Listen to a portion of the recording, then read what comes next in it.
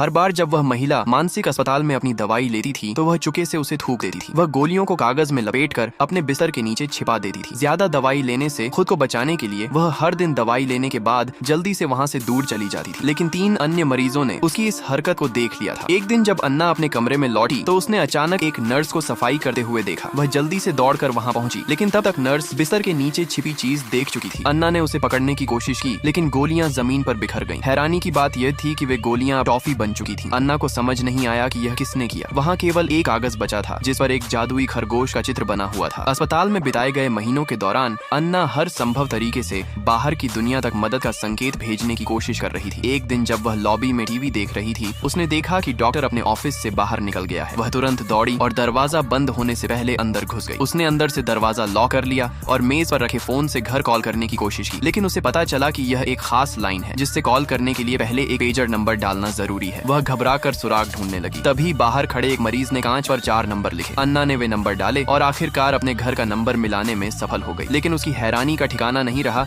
जब कॉल उसकी सबसे अच्छी दोस्त ने उठाई, जिसने उसे इस अस्पताल में भेजा था। दोस्त ने तुरंत इसे मजाकिया कॉल बताकर फोन काट दिया और उस नंबर को ब्लॉक कर दिया। उसी समय डॉक्टर को अन्ना की हरकत का पता चल गया। घबराहट में अन्ना ने कांच तोड़ दिया और उसके टुकड़ों से डॉक्टर को धमकाने लगी। उसने जल्दी से अपने पिता का नंबर मिलाया, लेकिन उसके पिता पहले ही उसकी दोस्त के प्रभाव में थे। उन्होंने कहा कि मैं व्यस्त हूँ, डॉक्टर के साथ जाओ और इलाज कराओ। अन्ना के पास अब कोई रास्ता नहीं बचा और उसे हार माननी पड़ी। लेकिन उसकी हरकतों ने एक बार फिर उन 3 मरीजों का ध्यान खींच लिया। अगले दिन उसे लॉबी के व्हाइट बोर्ड पर कुछ मुश्किल गणित के सवाल लिखे हुए मिले, जिनके साथ वही जादुई खरगोश बना हुआ था। अन्ना ने तेजी से उन सवालों को हल किया और उनसे प्लेनेट और प्लेग्राउंड शब्द बने। इस संकेत का पीछा करते हुए वह प्लेग्राउंड पहुंची, जहां वे तीनों मरीज उसका इंतजार कर रहे थे। उन्होंने बताया कि उसी ने उसकी छिपाई हुई दवाइयों को बदलकर टॉफी बना दिया था। वे तीनों अलग अलग क्षेत्रों के कभी बड़े नाम थे, लेकिन दुनिया की पागलपन से थकर यहाँ शांत जीवन बिता रहे थे। उन्होंने समझ लिया था कि अन्ना अभी हार मानने वालों में से नहीं है, इसलिए उन्होंने उसकी मदद करने का फैसला किया। उसी रात अन्ना को एक टैबलेट दिया गया। जैसे ही उसने इंटरनेट से कनेक्ट किया, उसने खबरों में देखा कि उसकी सबसे अच्छी दोस्त उसकी कंपनी बेच रही है। अन्ना ने ठान लिया कि वह अपनी दोस्त को सब कुछ नहीं छीनने देगी। उसने उन तीनों मरीजों के साथ मिलकर इस जगह से भागने की योजना बना ली।